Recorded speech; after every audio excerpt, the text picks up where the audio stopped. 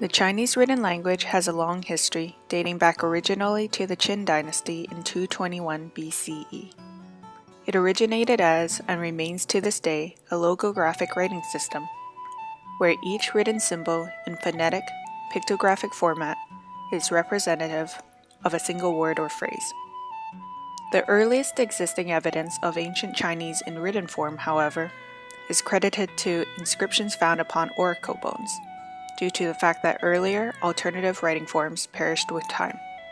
These would have included inscriptions upon more perishable materials such as wood, bamboo, and silk. Oracle bone script, indicated by archaic Chinese characters carved on tortoiseshells and ox scapulae, was used for divination by royal families and for state affairs, and is alternatively known as Shang script, due to its prevalence during the Shang era. Although Chinese written script has gone through many changes throughout the decades, many modern-day characters show they have retained their logographic orthography when compared to the characters found on oracle bones. These bones hold significance as they provide written records on religion, politics, language, and life during the Shang dynasty. Although oracle bones are dated to go back as far as 1250 to 1046 BCE, it was not until 1899 CE that they were discovered. When antiquarian and philologist Wang Yirong fell sick with malaria, he asked his doctor for some longguat, dragon bones. This was a common medical remedy that was believed to have the same effects as aspirin today. However, when he received his bones, which were usually already pre-ground into powdered form, he recognized ancient Chinese script engraved into the fragments of bones. Upon closer inspection, scholars and philologists concluded that the inscriptions were the oldest extant documents written in Chinese language. More specifically, they were traced back to the Honghoi River, located in the city Ying, the capital of Shang Dynasty, China. Later analysis of the bones showed that the inscriptions were related to divination. The discovery of oracle bones was proven to be a significant game changer, as the veracity of China's early historical records were questioned by many scholars. Finally, the accounts given in the traditional histories of the Shang Dynasty were validated. The inscriptions on the oracle bones provided a written record of the religious divination practices of China's Shang elites. Typically, divination was used on ox shoulder blades, also known as scapulomancy, or with turtle shells, plastromancy. Diviners carved out rows of small holes and pits into the bones. After uttering an oral question or charge, usually given by the king, they would apply a hot bronze poker to a bored pit, causing the bone to crack. Usually, the heat produced a pattern of two cracks that were roughly at right angles. These cracks were believed to be a specific reaction from the spirits. They were then further interpreted by the diviner to determine whether the charges were auspicious or inauspicious. On the same bone, the inscriber would then record the day, the name of the diviner, the statements, and the number of cracks. Initially, divinations were typically carried out by diviners for the kings. However, near the end of the period, the Shang kings took over the role of diviner. Given the enormous number of oracle bones found, it is predicted that Shang kings used oracle bones before making most decisions. The inscriptions were arranged in 4 parts, although not always complete. These parts included the preface, charge, prognostication, and verification. The preface would record the inscription date and diviner, and be followed by the charge, which consisted of the question being asked. The prognostication would be the answer's interpretation, followed lastly by the verification, which described the final outcome and accuracy of the divination. The writing was generally written in columns top to bottom, moving left to right, customary of traditional Chinese writing today, but would otherwise have a free and arbitrary orientation depending on the bone's configuration and direction of the crack. It is this set structure that has aided historians in interpretation and analysis of these ancient inscriptions. There were a wide range of questions inquired upon using this divination method. Possible subjects would involve everything from the very mundane to ritualistic topics. For instance, predicting rainfall, the success of a harvest, seeking fortune in hunting and war, curing illness, and wisdom of embarking on journeys. Divination charges were often paired and complementary, suggesting that Shang diviners were dualistic in their worldview. It also suggests an early yin-yang view of the universe, emphasizing balance and interconnectedness of nature. When it came to the paired or complementary charges, it is believed that the negative mode was weakened in two ways.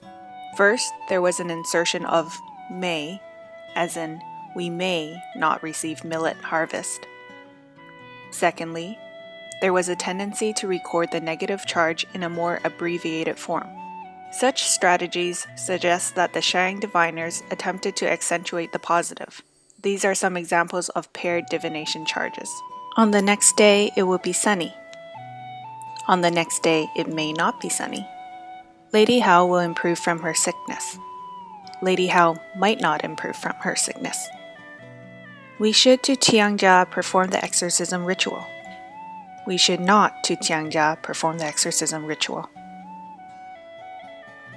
From these various inscriptions, a lot of information can be gleaned about the history of the Shang dynasty, the lives of the rulers, and the values of the Shang peoples. Ancestor worship has been and continues to be deeply rooted in the religious and cultural practices of the Chinese people. It originates from the belief of reciprocity between living and the dead. It was believed that the living had the duty to sustain their ancestors, while the ancestors were able to influence the gods to bring in good fortune. Ancestor veneration traces all the way back to the rituals of the Shang oracle inscriptions. Diviners were believed to be in touch with the spirit world of the ancestors who lived with the gods. While these inscriptions set into motion a theocratic stage for later Chinese traditions and dynasties, they also uncover an orderly, ritualistic system of rule.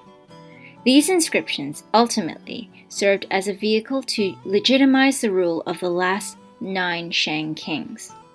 It was believed that only the ancestors of the Shang royal family had the foreknowledge of future events, and thus divination rituals were only commissioned by social leaders or elites.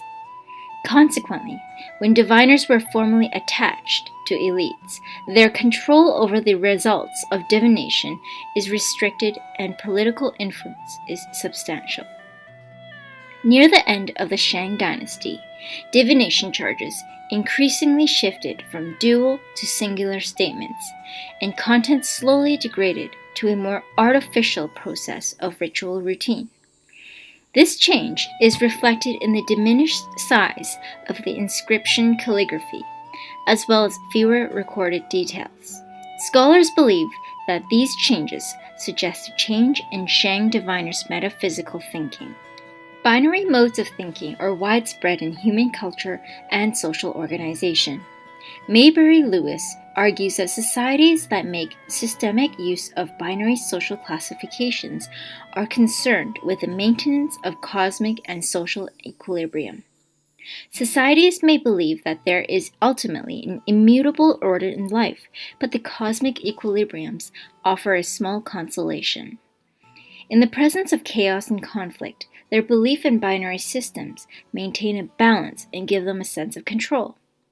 Even today, the opposition of the two principles, yin and yang, female and male, night and day, winter and summer, are heavily present in China. These yin-yang modes of reality are carried through in the metaphysics of Taoist, Confucianist, and Buddhist traditions today. Such beliefs were highly characteristic of the Shang's social and religious ideals as seen in the paired divination charges.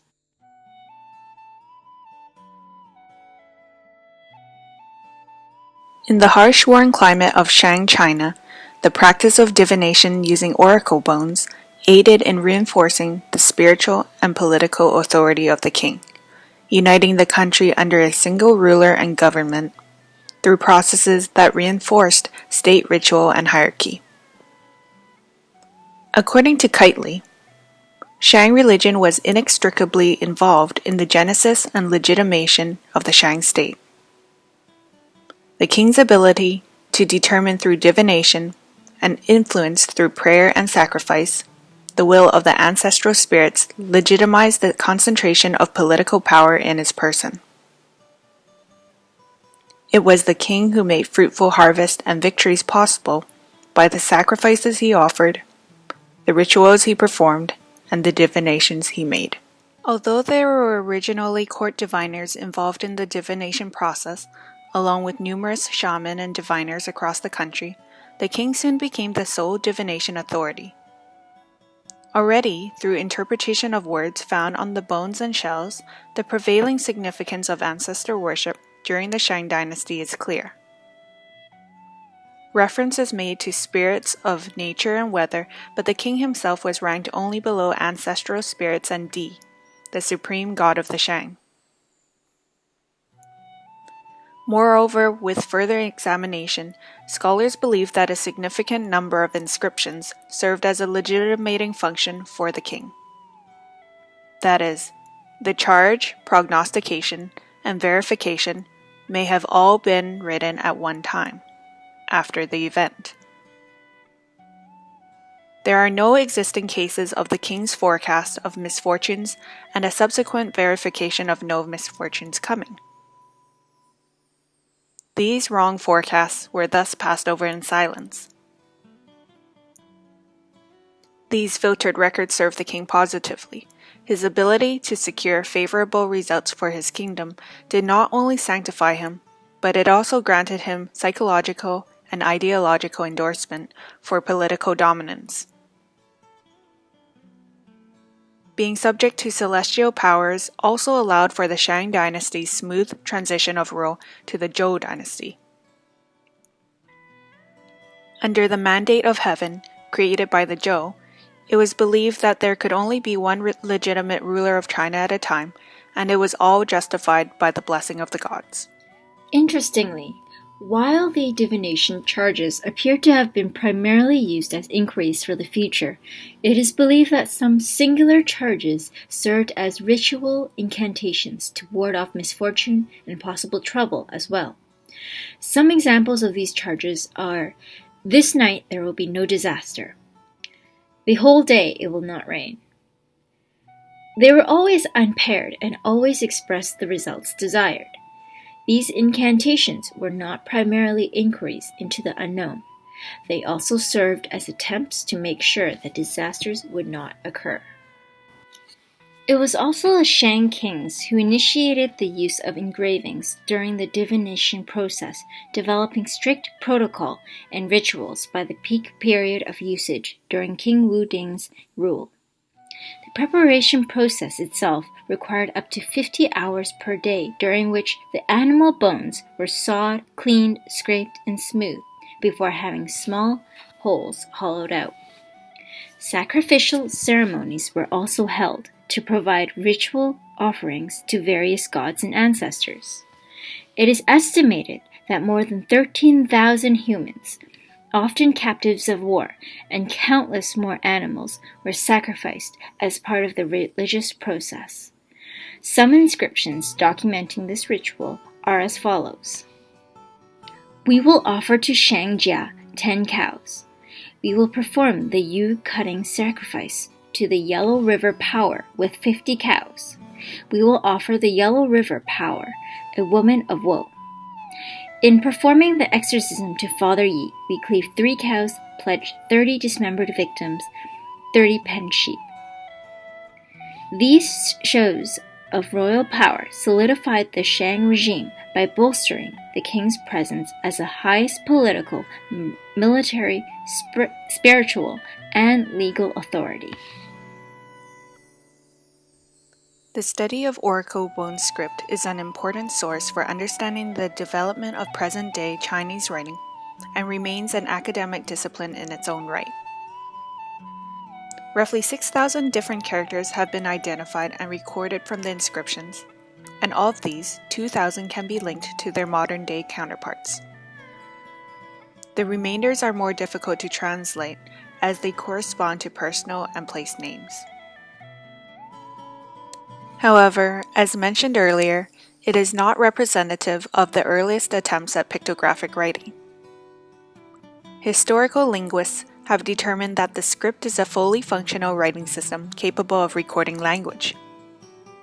It encompasses advanced principles of character construction, sentence structure, as well as grammar, indicating that the Chinese language itself had already undergone a lengthy period of development even prior to oracle bone inscription. Although many of the inscribed characters appear simplified compared to those seen on bronzes in later years during the Middle Shang to early Western Zhou period, it was the result of the difficulties faced engraving on the hard bone materials. Inscriptions indicate that the Shang were already writing with brush and ink on books made of bamboo slats. The identified character for book shows cords binding bamboo strips together. In the following examples, we can observe the evolution that took place with the individual characters. Originally, the characters were closer to pictures in form and slowly became more abstract, stylized symbols. Here, the character for eye has been rotated and the pupil is defined by two straight lines rather than curved.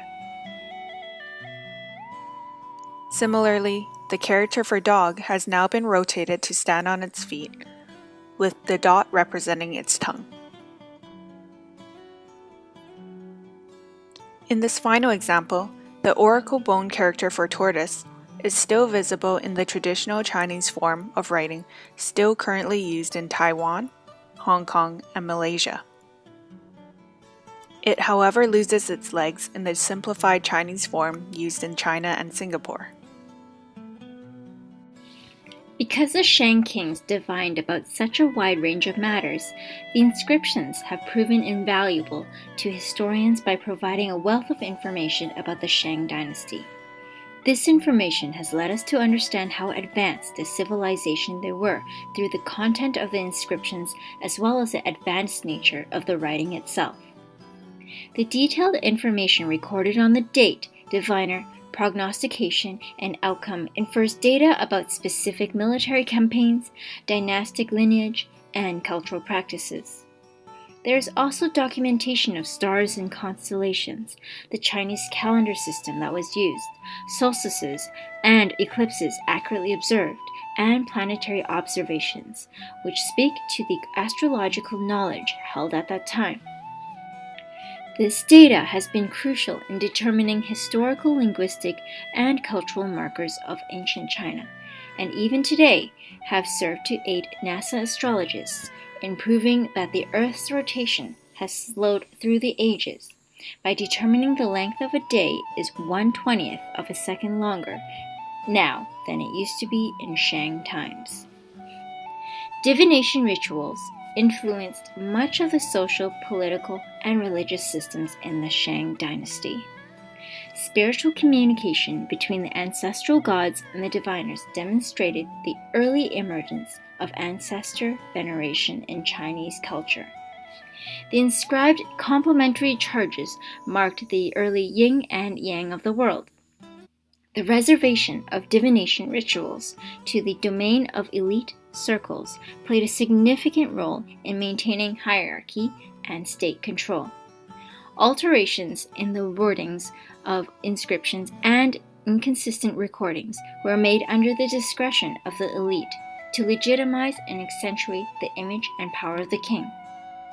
Oracle bones are not simply bones. They unearth a world of information about the social, religious, literary, and political histories of the Shang dynasty.